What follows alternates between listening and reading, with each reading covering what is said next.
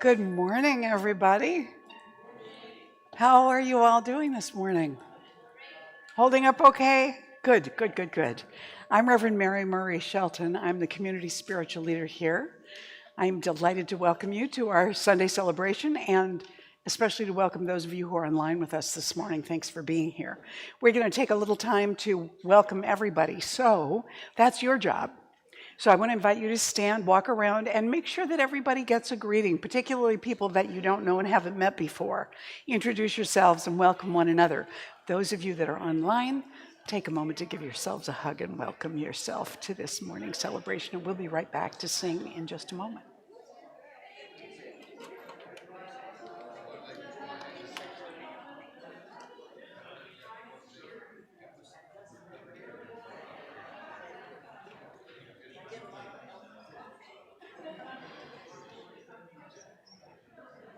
Hi, Tim.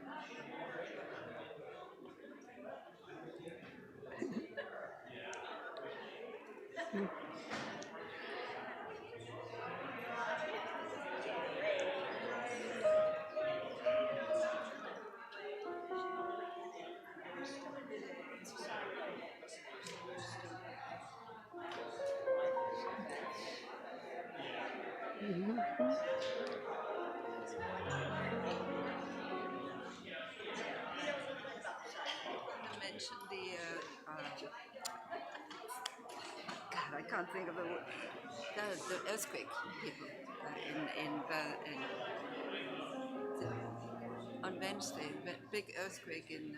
Can't think of the name of the Oh, city of the country I know. I don't know. Disaster.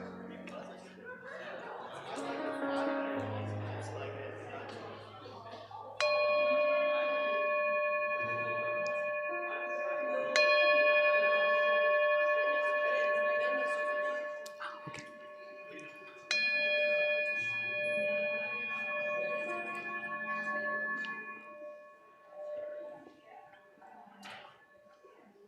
All right, everyone, come on back.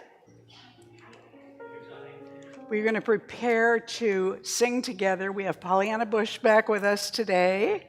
And Pollyanna's mission is encouraging and inspiring people to use the sacred act of singing and music as an expression of love, emotional healing, and transformation.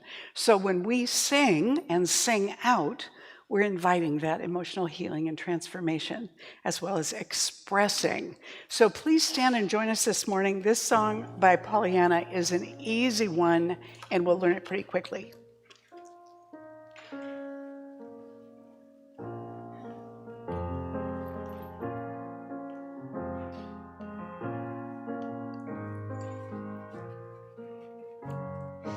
I am the power, the operant power.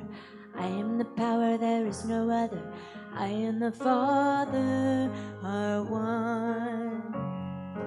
I am the power, the operant power. I am the power, there is no other. I am the Father, are one. I am the power, the operant power. I am the power, there is no other. I am the Father, are one. Sing it out. I am the power, the operant power. I am the power, there is no other. I am the Father, are one. I am the power, the operant power. I am the power, there is no other. I am the Father, are one. I am the power, the operant power. I am the power, there is no other. I am the Father, are one. I am the power, the operant power. I am the power, there is no other. I am the Father, are one. Feel that inside. I am the power, the operant power. I am the power, there is no other. I am the Father, are one. Movement is encouraged. I am the power, the operant power.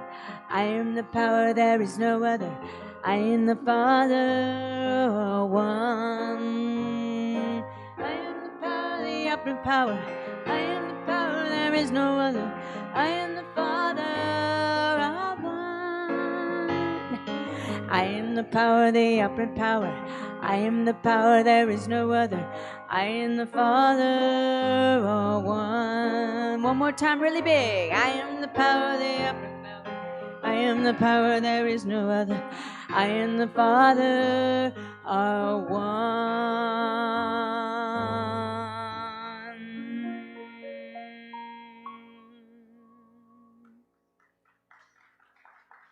Thank you, Pollyanna. All right, so I'm going to invite you to go ahead and silence your cell phones so we don't have any interruptions during our morning. And as we prepare now to turn within, we've done everything else to get us aligned. Now we're going to align on the inside. And I'm inviting up Reverend M. Louise Mann to do our opening prayer.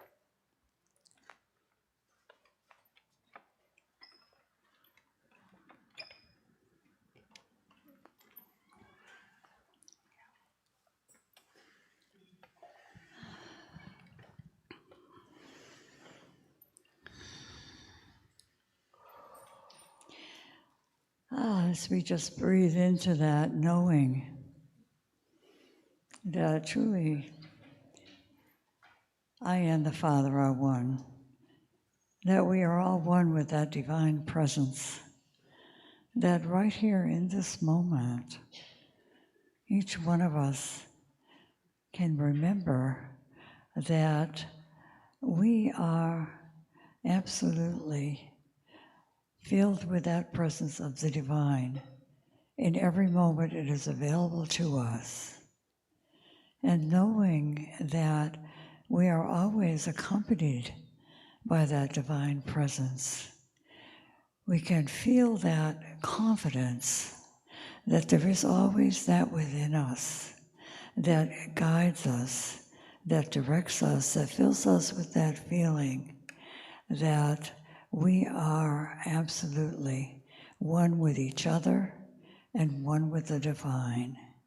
And so I am knowing that as we remember that we are opening our hearts and minds to receive that wonderful presence right here with each other and with our surroundings and with all that we treasure, that it is all within. And so I am knowing that we are whole, perfect, and complete, and we are open to receive our good and to know that all is in divine right order as we move forward to be a living presence in the world, to serve each other, to open to the very best. So I know it is all good, it is all God. And I say, thank you, Mother, Father, God, and I release this word. And together we say, and so it is. Thank you.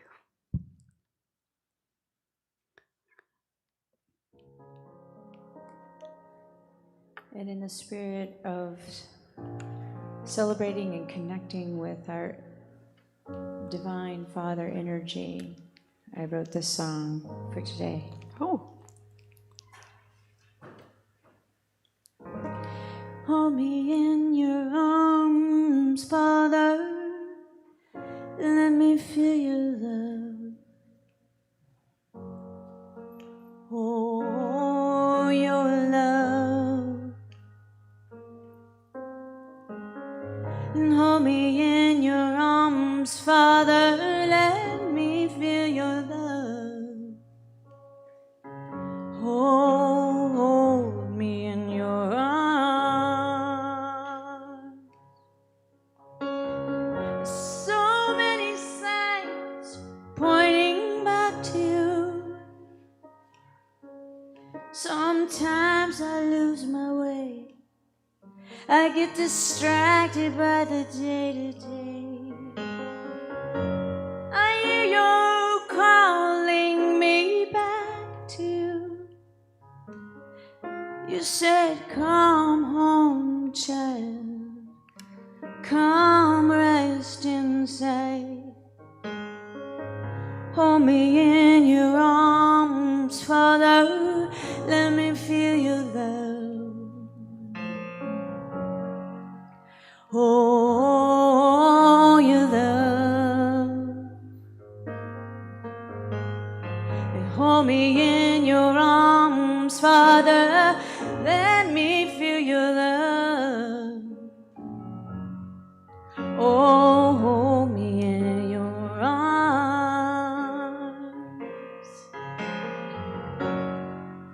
Your presence, it fills me out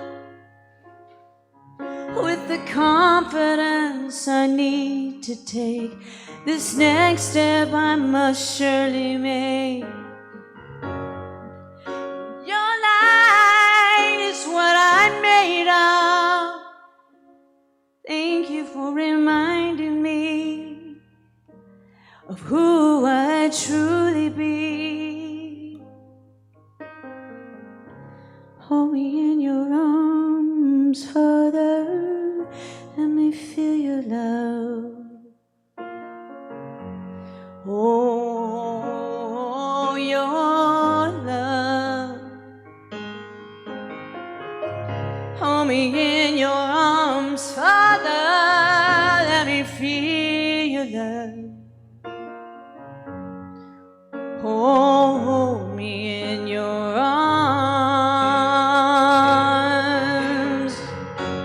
Oh, hold me in your arms, Father.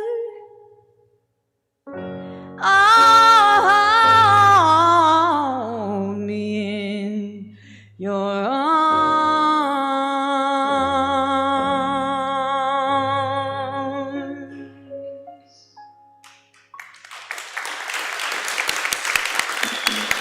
Thank you.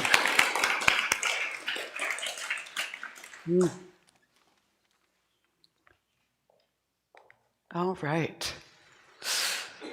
Whew, that feels good. So we step almost into the month of July. We're right on the verge of our 250th anniversary as a country, or birthday. I guess it's a birthday. I don't know what to call it. 250 years. That's a big deal. And right now, this year, we're looking at sacred connections. So this month, we've been talking about connecting with the presence of the inner Father. We included Father's Day in that, and we've looked at it from various perspectives. Now, today, we want to talk about finding the inner Father, the inner Dad, the inner Daddy, Papa, loving presence that exists within all of us. We are harder on ourselves a lot of times than we need to be. So here's a little story about a dad trying to figure out how to be a good dad in this situation. A young woman brings her fiancé home to meet her parents. After dinner, her mother quietly prompts her father to find out more about this young man. The father invites the fellow into his study so they can get to know one another better, and he begins the process, right? The dad conversation. So, what are your plans for the future? He asks. I'm a Bible scholar, the young man replies. A Bible scholar, huh? Father says, admirable. But how will you provide a nice home for my daughter and grandchildren? The young man answers, I'll study and God will provide for us. Yes, but right now, for instance, how will you buy her the beautiful engagement ring she deserves? Her father asks. I'll concentrate on my studies and God will provide for us, says the young man. After the couple leaves, the mother asks him, well, how did it go? How did the conversation go? What did you find out about him? Father sighs and shakes his head sadly. He has no job, no plans, and he thinks that I'm God. Kind of difficult to figure out what the situation should be. I remember the poet David White saying at a conference I was at, just try telling your future father-in-law that your intention is to be a poet and see how that goes. So When we're looking for the inner dad, we're not looking for that dad's voice that you may have in your head where your dad was telling you you're doing it wrong, or criticizing you, or belittling you if your dad did those things. Rather, we're looking for the voice that Rumi refers to as the friend, the inner voice that is the advocate. That's what we're looking for, the good daddy, the one who loves us, who encourages us. So I thought the best way for us to get acquainted with that within ourselves is first to look at how do we talk about God in the science of mind, in religious science, in Centers for Spiritual Living, this spiritual philosophy. How do we talk about God?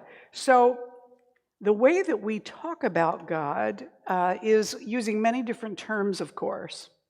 And we recognize God as infinite intelligence. So that would be what a lot of world faiths call omniscience, that infinite intelligence, that all-knowingness of every possibility, of everything that's occurring, that might occur, that has occurred, because that presence isn't limited. It isn't limited by anything, by time or by space. So it is eternal and everlasting and infinite. And it is the energy of being unconditionally loving and cooperative and supportive. So the compassion of the presence is with us. And even when, I said last week, even when we're experiencing negatives in life, or what we feel is challenging or negative or a loss, it may be exactly the right thing for our soul growth at that moment, the intention for which we came in the first place, to learn more patience, or to learn more compassion, or to let go more easily. We all get opportunities to do all of those things, but there may be some that are specifically geared toward our challenges. So the infinite is so loving, it allows us to learn. It allows us to make all sorts of mistakes, because the infinite knows us so well. It knows that nothing we do can actually damage, diminish, or reduce the who-ness of us, the actual identity. The physical body will not last, we know that. But the essence, the essential part of us, is eternal and in that process of learning. So when we talk about God, we talk about the all-givingness of God, that all possibilities are open. Everything has been given and continues to be given. And what stands in the way of that sometimes is our own beliefs about what's possible, or about ourselves, or about the world situation. We get into all of those things. Also, we look at the presence as being everywhere. That's that omnipresence that is spoken about in all world faiths. But somehow or other, we have gotten this idea in general, not necessarily in New Thought, although we do carry it in with us. We've gotten this idea in general that, yes, God is present everywhere, and we think of that everywhere as outside of us. So God is all around, It never occurs to us that omnipresent must also mean that God is fully inside of us also. And even that our very beingness, what we think of as me, what I call Mary, what you call by your name, that energy of self is also that infinite presence, that there's one mind, one presence, and we're all using it all the time. And we personalize it. So we use it and experience it as our individuality, where it really is an individualization of the infinite. You with me here so far? You're not too boggled? Good, okay. So we see that. We see that this presence is constantly creative. So we think of that in terms of time, like something that is creating and creating and creating, and it never gets tired of creating, and it never stops creating.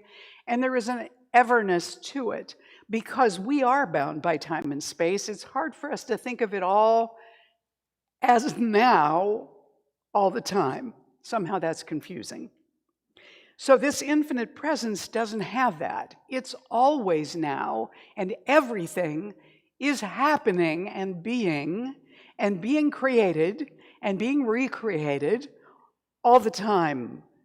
I don't even know how to say it without referring to time. You see how difficult this is? So we do not know how to take ourselves out of that linear experience of time and that limited experience of space, because if we did, we wouldn't be individualized, we'd just be in the soup. You with me here so far?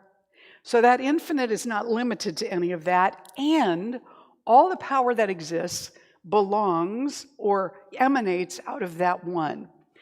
And we are part of the emanation that comes from it, which means that the presence, the power, the knowingness is also everywhere with that one. The creative law is everywhere. The infinite knowingness is everywhere. So what we want to know, what we need to know, what we want to experience, the ways that we want to grow, they're all present in us and around us all the time. We never escape from them because that is the allness of the divine, and that's us too. So we're in that presence of the omnis, that's us. And our founder, Ernest Holmes, wrote, "In ideas of power." Now suppose that you and all people, while we have independent thinking and individualizations, our individualizations of God or the universe, each one a little different, we are in reality all using the same mind. There is only one mind. And the mystic Rumi said, "Your task is not to seek for love, but merely to seek and find all the barriers within yourself that you have built against it." Because that infinite lovingness is already in us and around us. The only snag in it is all of the beliefs that we've come to cement into place as human beings and in our own particular bodies and families and experience that limits that love. So if you look at somebody very small who does not live in a family that's too dysfunctional, they're generally, moment by moment, extremely happy little people. It is life that kind of gets in and begins to shift their experience and belief about themselves and about life. We still have that essence inside of us. So even when it's difficult to find and live from, it's still there. So I thought, okay, we know all of these ways that we describe God. They're also true of the essence of us. And what do we think is the attitude of the infinite toward its creation, toward us? And so I asked that question, what is God's attitude toward creation? And I found this photo. That is God's attitude toward creation. Absolutely doting on, loving, supporting, encouraging, forgiving, always bringing forward this kind of you know how if you are a parent, how many of you are parents? You've raised kids, right? So when the little one is learning how to walk, what do? You put your hands out like this. You go, "Come on, honey. You can do it. Come on, one more step. Oh, very good. Come on, come on." This is how the infinite is with us. Always trying to encourage us, letting us fall, but also encouraging us to get up, showing us that we have the ability to do it. We have the capacity. So if we were to adopt God's attitude toward us and hold ourselves in that way, two things might happen. We would have the opportunity to feel uplifted and encouraged and forgiven. And also, we would feel closer to that infinite presence that we're looking at connecting with more deeply as that divine Father within us. So if we were to take on encouragement of ourselves, then when you drop something for the 17th time, or you trip over something, or you lose something, and you think to yourself, I can't believe I did that. How did I forget that? Or how did I lose track of that? Or why am I always dropping stuff? Or whatever it might be. Instead of that, you might just go, oh well, pick it up and go on, right? Rather than spending any time feeling bad about it whatsoever. We can bring that same encouragement and forgiveness and compassion to ourselves. Ernest Holmes said, the God principle would be a God principle if you and I did not exist. But so far as we are concerned as individuals, if it is going to express itself in us, right, and through us as individuals, it can only do so as we permit it. It does not depend upon us to be the God principle. It does depend upon us to be our unique individualization of itself. So, in other words, we don't have to do something to become more godlike or more holy or better, because within us already is the best that this beingness can possibly be. But we have to let it out. We have to bring it forward. We have to acknowledge and recognize that it's in there before we can do that. That's a prerequisite. So it's necessary for us to bring that forward. And Ernest Holmes went on to say, in Living the Science of Mind, God is personal to everyone. And the wonderful thing is that each represents God in a unique way. Each individualizes God, and no two individualizations are identical, even identical twins. Thus, the personality of God is not only real to us, but it is uniquely real. And what I say about that is that when we're praying for a particular guidance or a particular result that we want to bring forward in our lives, the universe, that divine, infinite intelligence, responds very specifically to us. Like if you're looking for a recipe for chocolate chip cookies, you're not going to be given thistle seeds. It's the universe is much more specific than that. It hones the response to what meets the demand. Maybe not as fast as we'd like, maybe not exactly in the way that we thought it would, but it brings to us exactly the right thing. The old Rolling Stones song, you can't always get what you want, but you get what you need.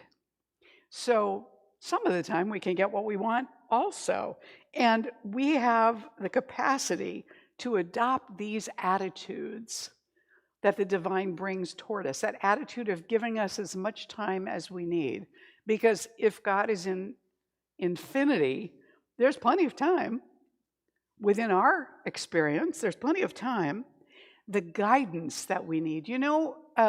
I went to acting school years ago with a gal who had a little boy.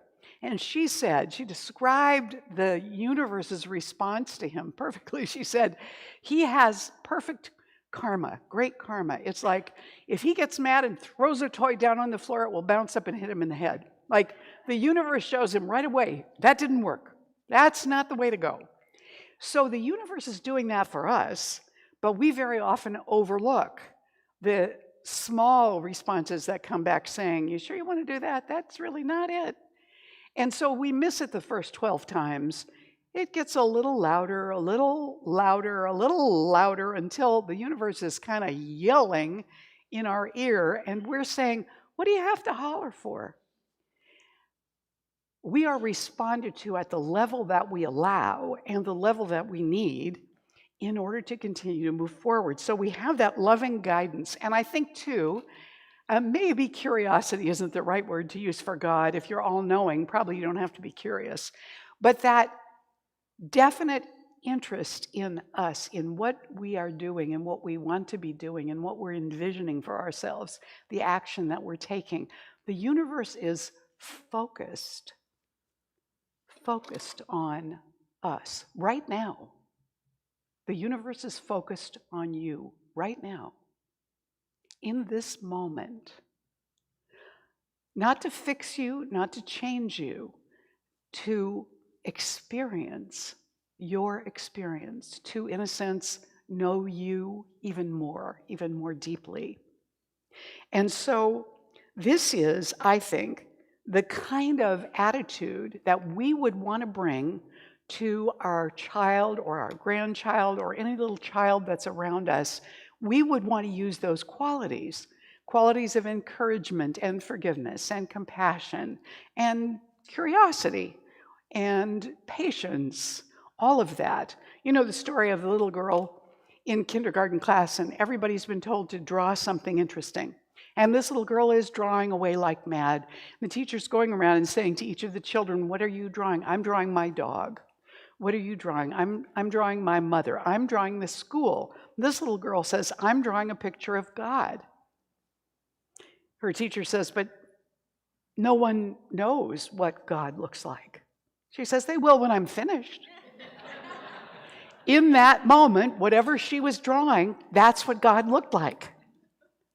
And so that kind of delighted response, that little chuckle that you gave involuntarily there about that is the attitude we want to bring toward our own foibles, toward ourselves, as we are growing and experimenting and doing odd little things to try and help us into that space of knowingness, not only of ourselves, but of that divine presence, of the inner dad, that encouraging one. As you know, I had 4 brothers, and they were all quite a bit older than me. One of them was 20 years older than me.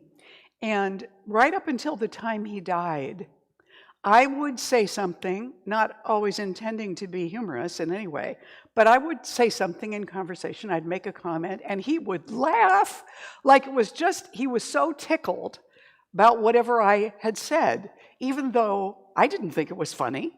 But he was charmed always, because to him, I was his little sister. So that's sort of the attitude we want to bring to each other and to ourselves as well. That's part of getting to know that deeper self within. Here's what some of the mystics said about this. Julian of Norwich said, "God is the ground and the being, the substance and the essence, the same thing that is nature." And Teilhard de Chardin said, "God is born from within when we come to know ourselves in the divine love that lives deep within us." Emerson said, "The true doctrine of omnipresence is that God reappears with all his parts in every moss and cobweb." We can't escape the divine presence. It's everywhere we look. It's everything we touch. It's everything we do. It's everything we hear. It's the reflection in the mirror and the looking at ourselves. Take a minute and look at your hands. Just look at your hands. Look at the lines and the fingerprints on your hands. Now think about this. Every human being that ever lived had a different design.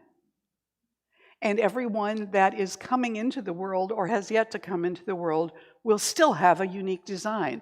Think about what a job it is to design that many handprints. And that's just one tiny little thing that's going on in the process of that constant creation that is happening for us. In The Science of Mind, our founder, Ernest Holmes, said, the only God that man knows is the God of his own inner life. He can know no other. To assume that one can know a God outside of himself is to assume that he can know something of which he cannot be conscious. The only God that man knows is within, and the only life that man has is from within. God is not external, but is indwelling at the very center of our life. Whew. And that gives us all possibilities, all potential all opportunity, but we have to recognize it, move more deeply into believing it, and take hold of it in order to do that. So here we are as this illumined, really, presence already. You know, when people ask Buddha, who are you? He didn't say, I'm Siddhartha Gautama. He didn't say, I'm an enlightened soul. He didn't say, I teach all these guys. He said, I am awake. And that is really it. It's all here, and we are gradually waking up. Now, I won't ask you if you're a morning person, because I know lots of you are. Personally, no. So I may be waking up more slowly than some of you on this level as well. But what we're doing, all of us at our own pace, is finding our way into that realization of who and what we really are. And in the process, practicing that individuality and going forward with it to produce more. So as we embody the good dad, we're also connecting with that divine Father within. That one creates, right? But it doesn't have any raw materials other than itself. What else could it use? If it's infinite and eternal, there's no room for an other, so it can only use itself to create. So it does that, and the mind of God, the power of God, the love of God goes into all of that creation. It's fully present in all of it. So all that is its creation. God is omnipresent in all of it, and that means us too. So if we want to connect with the Divine Father, what we want to do is connect more deeply in ourselves in the right way, which would be coming from that same attitude and place of allowing ourselves to learn and being delighted by the process and the discovery, even when we feel like we're not quite getting it. There is a story that Alan Cohen either found and put into his book, The Dragon Doesn't Live Here Anymore, or made up, I don't know which. But it's a story about someone discovering, in spite of the hiding that's been done, what that inner truth really is, an inner truth that he had not actually expected. Once upon a time, we won't pray yet. Once upon a time, there was a cruel and hard-hearted king. He was so unpopular that he was continuously fending off rebellions and attempts on his life. One morning, he awoke and realized how miserable his life was. He wished he could change. He called for his royal wizard and asked him for help. And the wizard pondered for a moment, and then he told the king, I can help you, but you must be prepared to carry out any instructions that I give you. Very well. Anything that will restore my peace, the king said. Very well, said the wizard. In 3 days, I will give you something to help you. Well, when the 3 days had elapsed, the wizard gave the king a very unusual object, a mask. The mask was almost an exact likeness of the face of the king himself, with one important exception.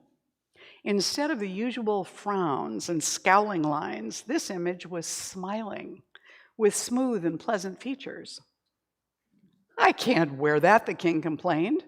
It is not really my face, and besides, the people will not recognize me. They know I am not a happy man. If you want me to help you, you must do as I say and wear the mask at all times, the wizard told him. Oh, very well, I will. The king began to wear the mask, and something amazing happened. The people began to enjoy looking at him, to feel more comfortable in his presence. They began to feel safe with the king and to trust him. And the king responded positively to his subjects' acceptance of him, and he began to treat them with respect and kindness. Gradually, the unrest in the kingdom diminished, and peace was restored within its borders. There remained, however, one place where there was not complete satisfaction, and that was in the heart of the king. He was overjoyed with the changes in his kingdom, but as he had grown, he had come to feel hypocritical. He knew that he was wearing a phony mask. He wrestled with this discomfort, and then finally he summoned the wizard. I'm grateful for the changes that have taken place in my kingdom, but I cannot deceive my people any longer. I am a charlatan. Please give me permission to remove the mask. As you wish, Majesty, replied the wizard. Painfully, the king stood in front of a mirror and slowly began to peel away this image that had transformed his life and his kingdom. It wasn't easy for him, but he knew that he had to do it. Summoning all the courage he could, he opened his eyes to look at his old scowling face. That face, however, was not the one he saw. What he did see was a beautiful, joyful visage, even more radiant than the mask had been. Through his inner transformation, the king's face had actually become a portrait of joy and kindness. The mask given to him by the royal wizard had only been a temporary measure to draw out his real inner beauty.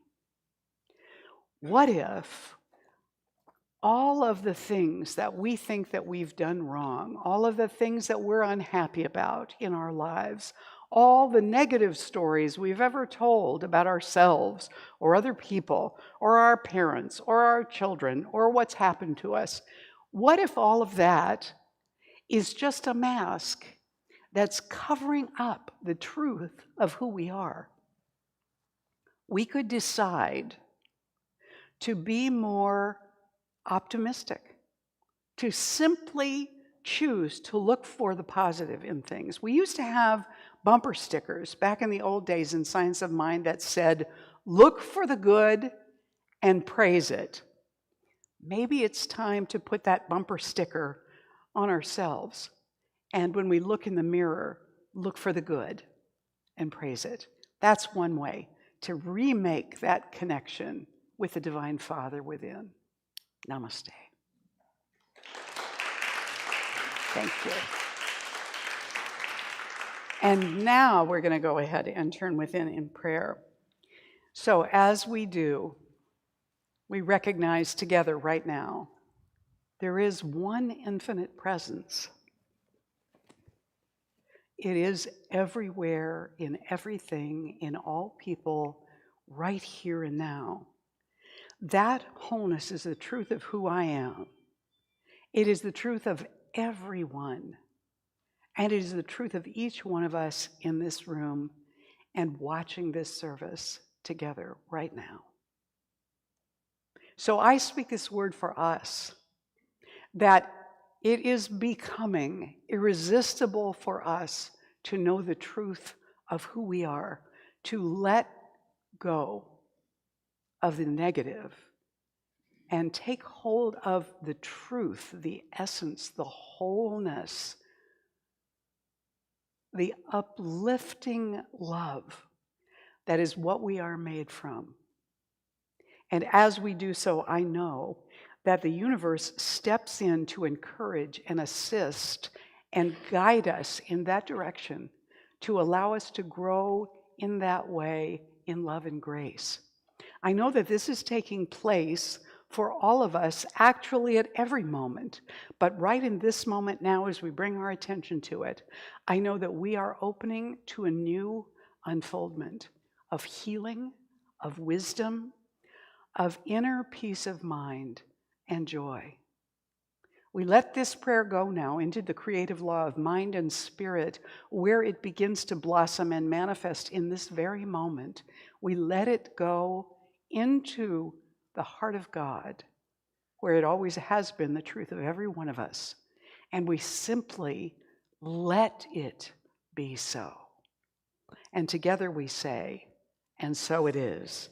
Please stand and join me for this morning's affirmation. The divine parent is the original parent of everyone and everything. This one is infinite in love, wisdom, and right action. So I know it guides my life in the perfect balance of ease and challenge. I am one with this parent now, and so it is. You may be seated. Ushers, would you please come forward? We move into this sacred giving time. And for those of you that are online, or perhaps some of you here in the room, if you would like to make a donation today to Golden Gate, you can do that by texting the dollar amount you want to give to the number up on the screen, and then just follow the directions. And for all of us who are giving in the room this morning, we're going to bless those gifts. And we want to bless also all the gifts that have been given. God bless you. All the gifts that have been given to Golden Gate this past week in every conceivable form. So remember that you also are the gift. And put your hands over your heart as we do this giving blessing for the offering together right now. This gift I give is God in action. I now send it forth to bless and to prosper. I know that everywhere it goes, it is creating a world living in love, one heart and one thought at a time. And so it is. It's all yours, Pollyanna.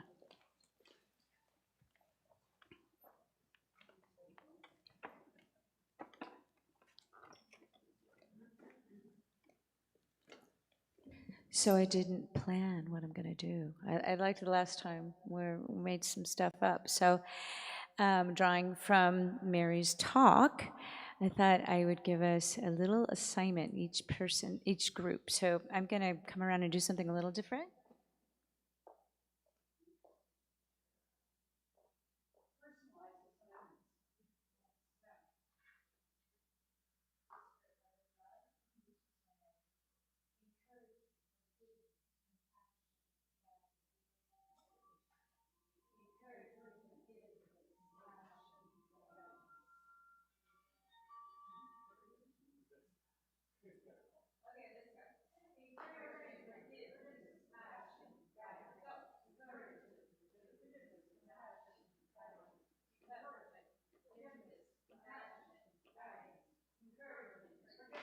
Compassion, guidance, encouragement, forgiveness, compassion.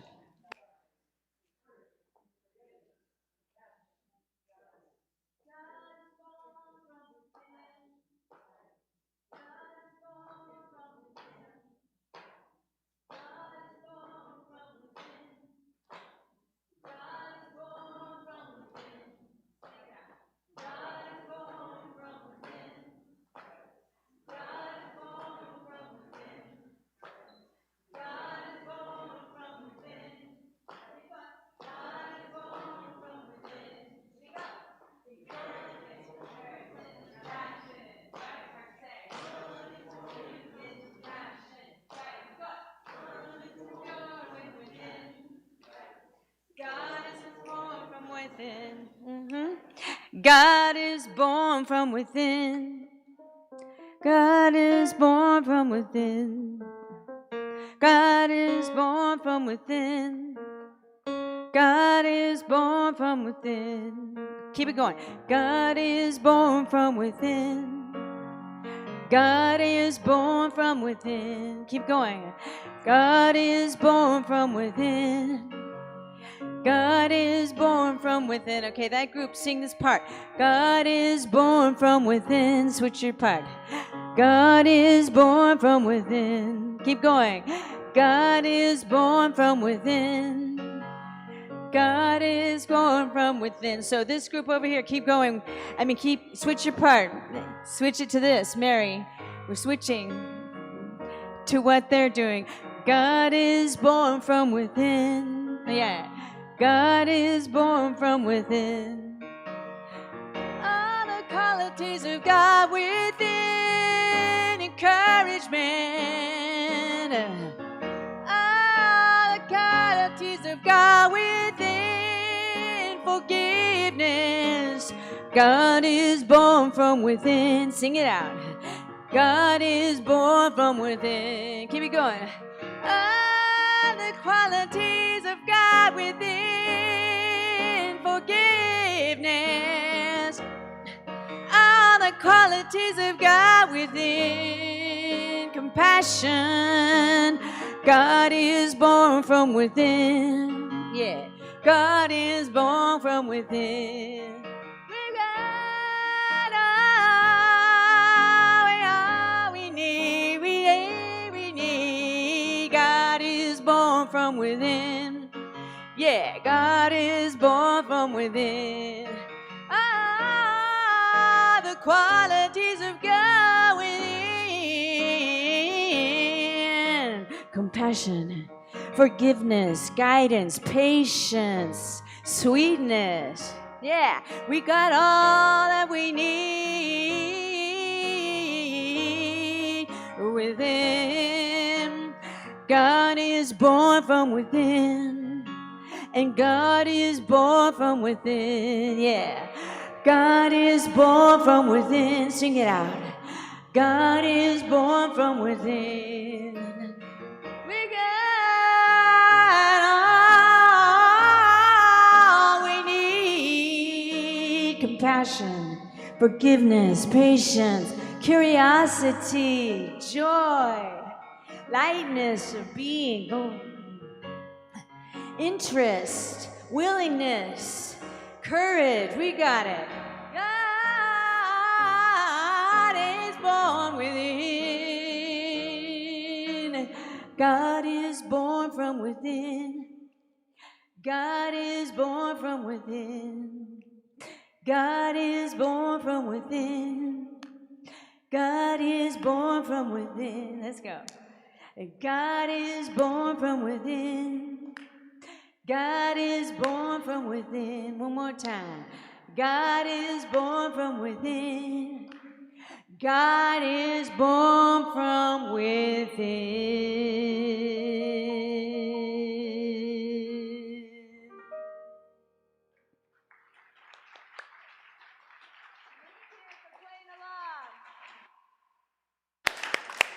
And know that applause is for you, too.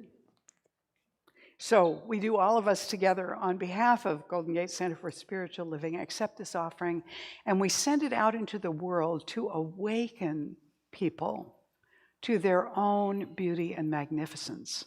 And so it is.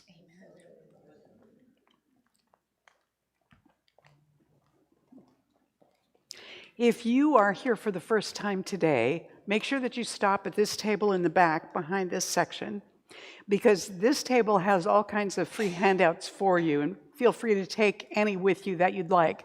But make sure that you get a welcome packet, the white envelope that says welcome. Take the blue card out that's inside it and fill it out and give it to Galen, who's waving these things around back there at the table right now. She's going to give you a little book called Nourishing Thoughts. That's our thank you for being here this morning. And also, it is your invitation in disguise to come back and be with us often on Sundays. We love to get to know you. I also want to take a moment to thank everyone who set up and made this day so lovely, especially Joe Hughes, who made this wonderful altar for us. Yes. And you'll notice there's a movie clacker there. I'd like to commentate on this. Thank you. You need to say something real quick. Yes, quickly. This came from my meditation practice of 50 years. This was channeled. This is a sine wave, S-I-G-N and S-I-N-E. This is our masculine, the way I honor our dear men. And interestingly enough, it got light. The portal of the wave goes here, which is a figure 8, my ice work, and is also an hourglass. This is the process of life as a movie. Our wonderful church, supported by the women towards the men, exiting in grace with candlelight. Thank you. Thanks, Joe. We always appreciate all of our altars on Sunday. Also, now, there is a town hall meeting. It won't be long, but it's right after the service. You can get your coffee and cookies and stuff, and then just come back.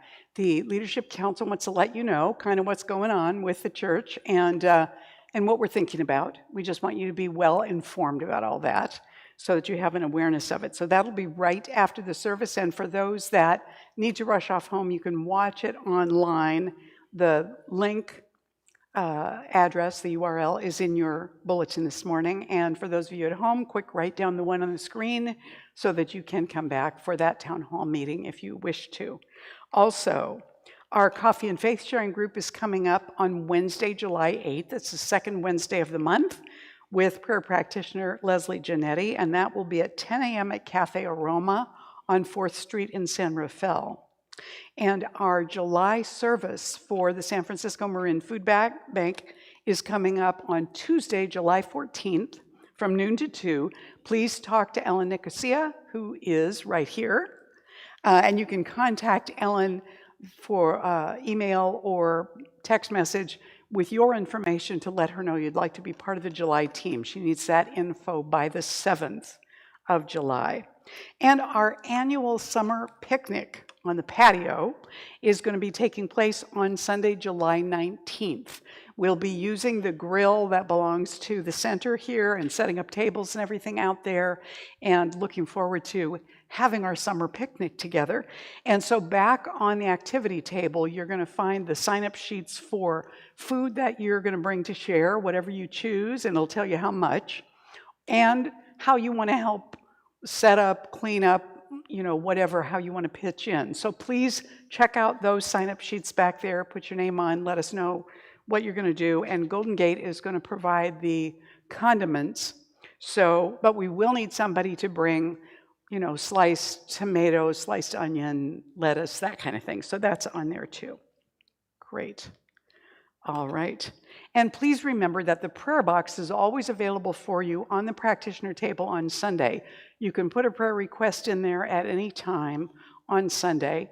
I mean, it's probably better if you don't walk over there to write it down during the talk, or it makes it look like my talk has evoked some pain in you. But if you need to, do it, And that a practitioner, at least one practitioner, is on duty every Sunday and available to pray with you after the service. So if you have something going on in your life that you would like help letting go of your worries about it or moving forward in a good way, stop and have a practitioner do a prayer for you. And if Joyce isn't there when you come to the table, just wait there. She'll be right back.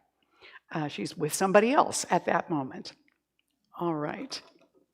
And now I'd like to have the practitioners surround the room. We're going to wrap up this morning with prayer for everyone. And let's include in our thought this morning all those who are dealing with the aftermath of the earthquake in Venezuela, as well as any place else in the world that there is either something cataclysmic going on because of weather or accidents or wars. We want to hold all of that in love. So let's turn within right now as we recognize that wholeness is the essence of all that is. Underneath all the appearances, underneath any chaos or destruction, there is a deep, profound, everlasting wholeness. Right here and now, we join in consciousness in recognizing that wholeness. We call it forward into those areas in our lives and in the world where healing and growth and guidance and wisdom are needed. We bring that love into our hearts right now for all of those people and places. We bring that love through us out into the world to all of those places to uplift hope, to release despair, to sign on to the deeper truth that is present right there, right now, in everyone and everything. And this is especially true in our lives right now at this moment, no matter what we thought it looked like. So we claim this great good with love, and we let it go into the law for the work to be done. And together we say, and so it is. Yes, thank you. Join us now by standing for the closing blessing, this one, and the closing song. And you can take hands with one another if you wish to, but it's not required. So we say together, I now walk, so that whoever walks beside me dwells in the presence of God. And whoever places a hand in mine is lifted. And whoever thinks of me is illumined with God consciousness. For spirit and all people and I are one eternally. And so it is. And this is another simple one for us for our closing.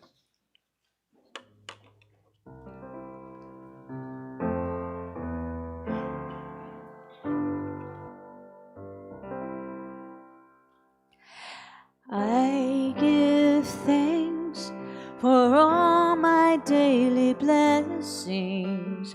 I give thanks with my grateful heart. I give thanks for this time of reconnecting. I give thanks today. One more time. I give thanks for all my daily blessings. I give thanks from my grateful heart. I give thanks for this time of reconnecting.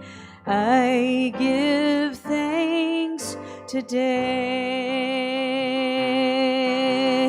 I give thanks today.